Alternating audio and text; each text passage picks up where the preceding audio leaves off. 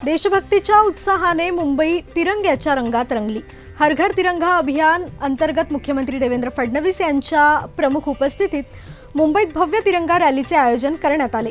हजारो नागरिक, युवा आणि विद्यार्थ्यांनी हातात तिरंगा घेत भारत माता की जय आणि वंदे मातरमच्या जयघोषात देशभक्तीचा संदेश दिला। यावेळी विधानसभा अध्यक्ष राहुल नार्वेकर, मंत्री मंगल प्रभात लोढा, आशिष शेलार यांच्यासह अनेक लोकप्रतिनिधी उपस्थित होते। यावेळी मुख्यमंत्री देवेंद्र फडणवीस म्हणाले, जोपर्यंत चंद्र आणि सूर्य आहेत तोपर्यंत आपला तिरंगा डौलाने फडकत राहील।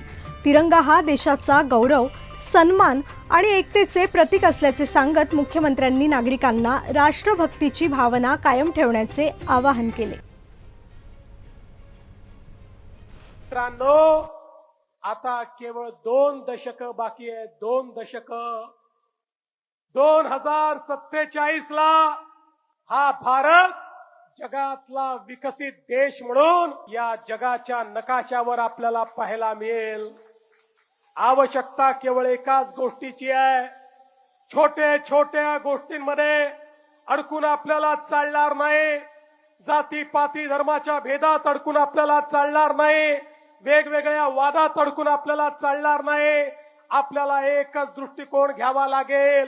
आपल्याला एकच मंत्र घ्यावा लागेल। आम्ही एक साथ चलो, आम्ही एकत्रित चलो, कदम से कदम मिलाकर चलेंगे, तिरंगा हाथ में लेकर चलेंगे, तिरंगे की आन बान और शान के लिए एक साथ जिएंगे और एक साथ मरेंगे। अशा प्रकारचा विचार घेऊन जर आपण पुढे गेलो तो मां कसम भारत को कोई रोक नहीं सकता। भारत को रोकने की ताकत किसी की नहीं है। आणि म्हणून मी तुम्हाला एवढं सांगण्याकरता आलो आहे, आज जरी तिरंगा यात्रा आपण काढत असलो तरी तिरंगा आमच्या मनामध्ये आहे। तिरंग्याचा सन्मान आमच्या मनामध्ये आहे। या भारताचं संविधान आमच्या मनामध्ये आहे।